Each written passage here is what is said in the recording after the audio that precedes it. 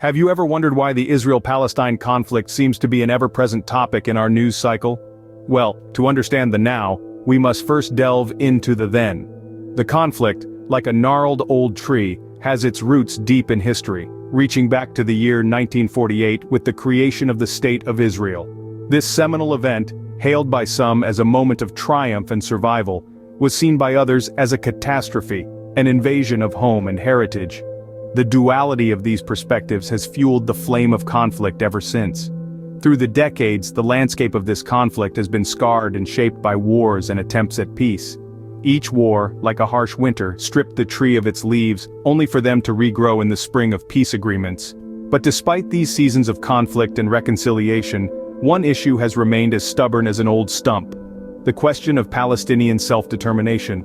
See, the Palestinians, a people with a rich history and culture of their own, have long sought recognition and the right to govern themselves, to be masters of their own destiny within their homeland. Yet this aspiration has remained largely unfulfilled, a dream waiting to break dawn. The situation is further complicated by internal divisions among the Palestinians themselves. Imagine a family where the siblings are at odds, each with their own vision of what the family's future should be. The main players here are Hamas and Fatah, each with their own ideologies and methods, adding layers of complexity to an already intricate puzzle. Fast forward to the present day and you'll find that the echoes of these historical events still reverberate in the current conflict. The recent clashes in East Jerusalem and subsequent violence are but the latest chapters in this long and tumultuous narrative. This historical backdrop sets the stage for a complex and multifaceted conflict that continues to this day. The past, as they say, is prologue, and in this case it is a prologue to a story still being written, a conflict still being lived, and a peace still being sought. To understand the conflict, we need to understand the key players: Israel and Palestine. Israel, a democratic nation, is located on the eastern shore of the Mediterranean Sea. It's a land rich in history and significance to three major religions: Judaism, Christianity, and Islam. Israelis, primarily Jewish, have a deep-rooted connection to this land, tracing their ancestry back thousands of years.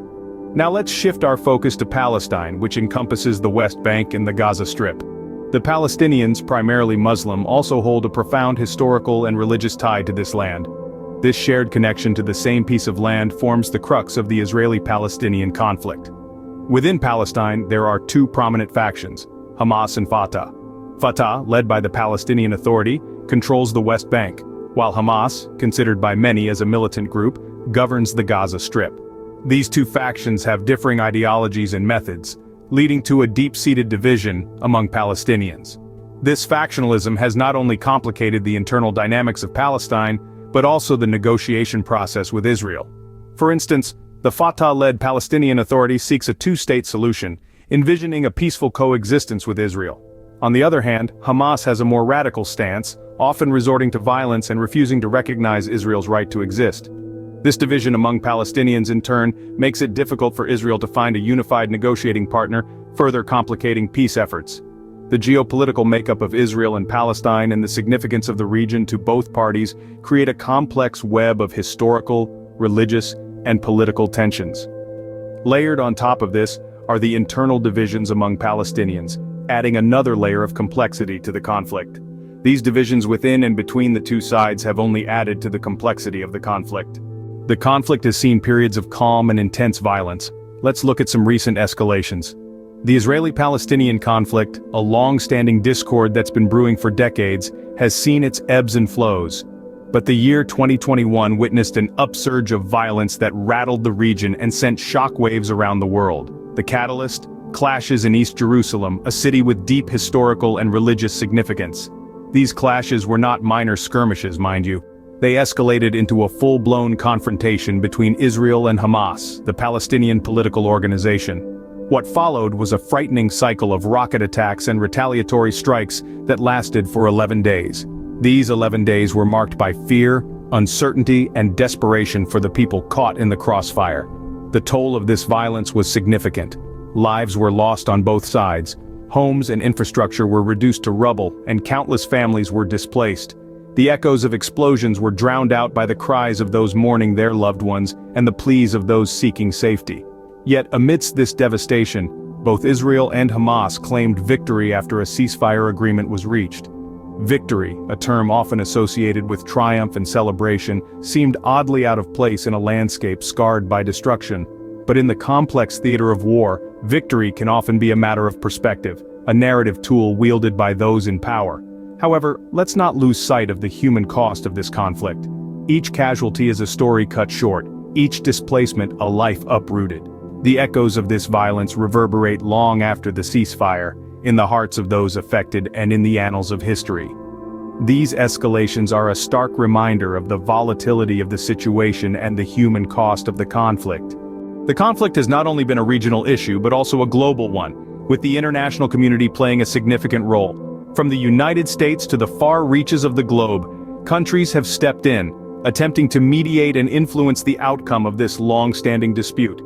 The United States in particular has been a prominent player. With its diplomatic clout and historical ties to the region, it has often acted as a mediator in peace negotiations. However, its role hasn't been without controversy. Many have questioned its impartiality due to its close relationship with Israel. Despite these criticisms, the U.S. has persistently strived for peace in the region, underscoring the importance it places on resolving this conflict. But it's not just the United States that has been involved. Other nations too have taken an active interest in the situation. From Europe to Asia, countries have used their influence either by applying pressure through diplomatic channels or by offering aid and support to the affected communities. One notable initiative has been the Abraham Accords. Brokered by the United States, this agreement aimed to normalize relations between Israel and Arab countries. This initiative, named after the common patriarch of Judaism, Christianity, and Islam, represents a significant departure from the past. It's a recognition that, despite their differences, these nations share common interests and goals. Through the accords, countries such as the United Arab Emirates and Bahrain have established diplomatic and economic ties with Israel, signaling a shift in regional dynamics. However, it's crucial to note that these efforts, while significant, are only part of the solution. The core issues of the conflict, such as the question of Palestinian self-determination, remain unresolved. The international community's involvement shows the global significance of the conflict and the desire for a peaceful resolution. Despite the challenges and setbacks, the world continues to hope for and work toward a future where both Israelis and Palestinians can live side by side in peace. So where does this leave us now, and what does the future hold for the Israel-Palestine conflict? It's a question on the minds of many, and the answer isn't straightforward. We've delved into the roots of this historical conflict, understanding its origins and the key players involved. We've seen the recent escalations, the spikes in violence, and the heartbreaking human toll. We've also explored the role of the international community, the mediations, peace agreements, and the initiatives that aim to normalize relations. The road ahead isn't clear-cut. Factionalism among Palestinians, particularly between Hamas and Fatah, continues to complicate peace efforts. The issue of Palestinian self-determination remains unresolved, and regional tensions are on the rise.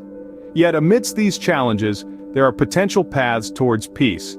The ceasefire agreements, the peace initiatives, and the international community's involvement are glimmers of hope. There's a long way to go, and the journey is laden with hurdles, but the possibility of resolution exists. While the path to peace is fraught with challenges, the hope for a resolution remains. After all, understanding is the first step towards resolution.